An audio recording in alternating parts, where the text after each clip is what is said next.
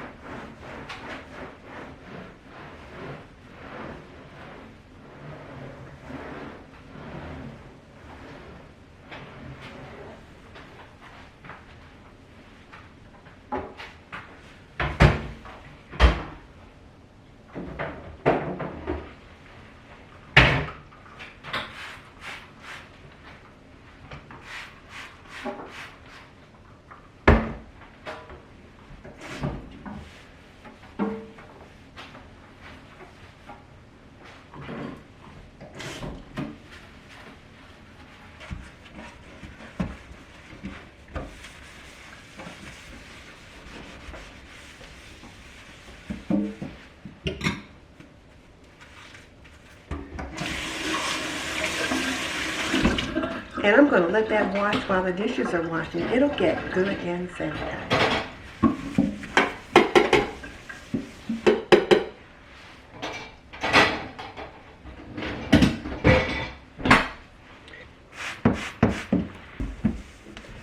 Your garbage disposal can get pretty yucky. Sometimes you might notice there's a little bit of a brownish or reddish discoloration in there, and that's from like mold and different things like that growing in there. So I like to spray mine down at least every couple of days as part of my after dinner cleanup.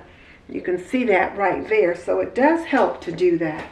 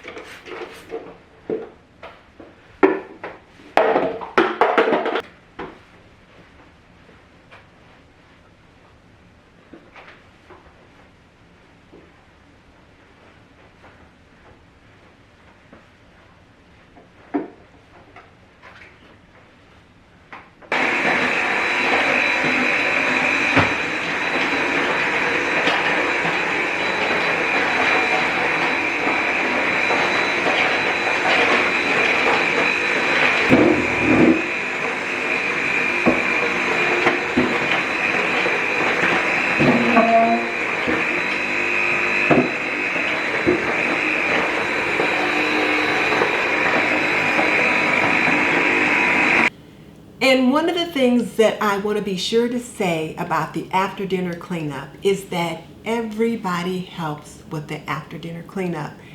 Everybody eats, everyone shares the same home, so everyone can help with the after dinner cleanup. Even your littles can help you. They can carry their plates over to the sink. One of them can wipe down the table, wipe down the counter. If they're old enough, they can help load the dishwasher. And certainly your partner, your hubby, can help you with the after dinner cleanup as well. And this allows you a time to just kind of talk and chat about what's going on during the day, that kind of thing. But what it also does is it teaches your children that we're a family, we work together as a team, and then it also gives them those basic skills, begins to give them those basic skills that they will use for the rest of their lives. So be sure to have everyone participate in some fashion in the after dinner cleanup. And I almost forgot to say that one of the hardest parts about the after dinner cleanup is cleaning the stove and the pots and pans. So you, as the CEO of your home, are expected to do the hardest jobs. So that's the pots and pans and the stove. But you can delegate some of the other jobs to other family members. And then the evening routine includes my last clutter stop of the evening, which also moves into my family room. Because my husband is in there all day or most of the day, and he'll be working on several different projects in there and can leave things at 6s and 7s. So I will take the opportunity just to neaten things up, maybe a 5 or 10 minute tidy up, and that will just help me out greatly for the next day. And one of the big areas that I need to be concerned about with my clutter stop is this area here. Now, clutter tends to collect on flat surfaces, and in my house, that flat surface tends to be right here in the kitchen. You can see I've got some mail here, and a bottle cap. So I'll take care of these things and get them taken care of and put away. And then I'll move into the family room and see what's out of place there. So remember, when you're doing a clutter stop, you're taking things that have kind of migrated from where they should be to where they shouldn't be. So you do have a place for them, they're just not in their place.